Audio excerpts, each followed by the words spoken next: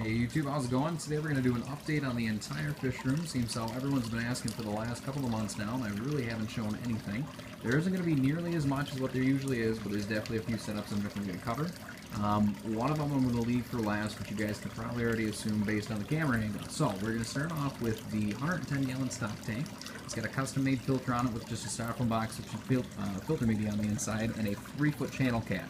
This is the same channel cat I've had for years. Anyone who has seen any of the older 150-gallon videos with the Pacu and the hybrid tiger shovel nose, this is the same catfish in those videos. He hides in the back. He's not really much to see, unfortunately, but he's still here. He's about 10 years old now.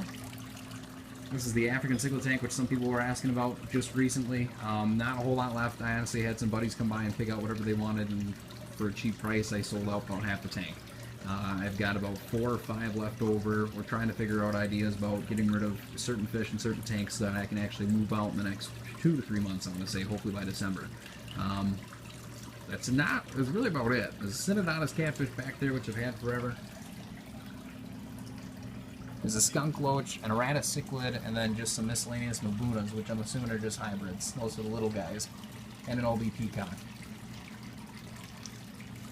But the rock wall is definitely a cool design still. I do like the idea of the tank. There's just not a whole lot to be able to see. So it's a little bit of a letdown. I got an empty 40-gallon breeder, which I was using to be able to babysit some lizards. This is the 55-gallon leopard gecko aquarium. I've only got 2 females in here, but plenty of space and plenty of room. There's one of the females right there. Don't really have a pattern. They've got a pattern towards the end of the tail, but they're more of a plain, I want to say it's a Havo tangerine carrot tail, but I could be completely wrong. Now, that's one of the females. I do have the 40-gallon breeder down here with the bearded dragon still, but the tank is so messy that I'm honestly not going to show it yet. I've cleaned everything except for that one yet, so I'm going to give it a day where I have a day off to be able to do that. Next, we've got the newer setup, which you guys also haven't seen. It's a slate bottom, or tile bottom, I mean. This is Willis, the red-bellied piranha. I've never kept a piranha for more than a week after the last one I had was attacked by a bunch of convict cichlids.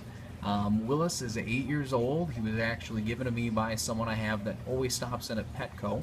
I've known him now for about 2 years, and he had to be able to take down his tank. So I took in Willis. He's got his own, I want to say this is probably a 35-gallon. It's bigger than a 29, but I'm not quite sure. It's an old style tank. I'm not familiar with the model. That's him. Eats shrimp, eats live fish, eats whatever you can really throw him.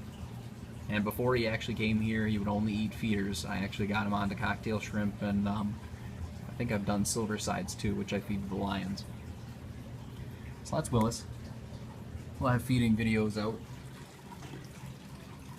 This is the 40-gallon breeder, which was originally set up as a coral display, which has 2 spot lamps on top.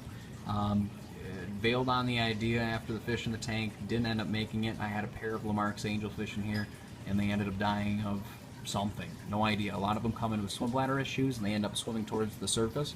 The male had picked on the female, stressed her out, and she passed away, and then he had also passed away from the swim bladder issue. So it's just a wolf eel, a snowflake eel, we have a white spotted grouper, and a chain link moray eel, along with a tiny hermit crab, which you can see at the top of the rock. The snowflake has got to be about 15 inches, I want to say. The chain link only about 8. Same thing with the wolf eel, which is not a true eel, for those who are wondering. It's actually a blenny, or a type of pseudochromis, I want to say. He just ate a bunch of, I think I had cocktail shrimp in here earlier on today. So he's got a big old stomach. Same thing with the chain link. You can see the bumps. And the grouper is just completely full. And that's the 40-gallon breeder. It's just kind of a miscellaneous moray tank. It was just a spot where fish I can't really place in any other setup, because otherwise they'll get eaten or they'll eat whatever I have. Next is the 29-gallon Planet Aquarium, which you guys have seen in previous videos. It's the metal frame aquarium with a slate bottom. For any of those who are not familiar, this is a tank from probably about 1970, 1980, I want to say, maybe even earlier than that. I still have the Anubias, I want to say it's the Naja grass, I could be wrong on that. It has spread pretty well. I've got 2 of the Cryptocornae on either side. There's one there, there's one over there. Not quite sure what this one was, but it's not doing well. It is sprouting on the top, but it's not growing anything along the sides. The tank contains 5 bloodfin tetras, a dwarf gourami male, a green lantern platy, a gold dust molly, and a red tail variatus female, and that's going to be it. I'll be adding a few other community fish to the tank just to kind of keep it more of a exciting tank to be able to look at, but I will also be looking for larger anubias plants. Seems how they do pretty well. This is the same one, and it's grown an additional, I want to say, probably just the 3 leaves you're seeing on top.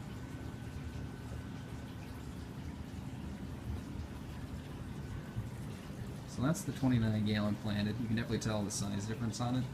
That's why I'm thinking it's a 35 over here, but I'm not sure. Alright, last but not least, definitely not least, this is a new one which you guys haven't seen any of the animals on the inside of the tank except for the Volodin, so this is going to be something a little bit newer for everyone. What you all do to meet Richard.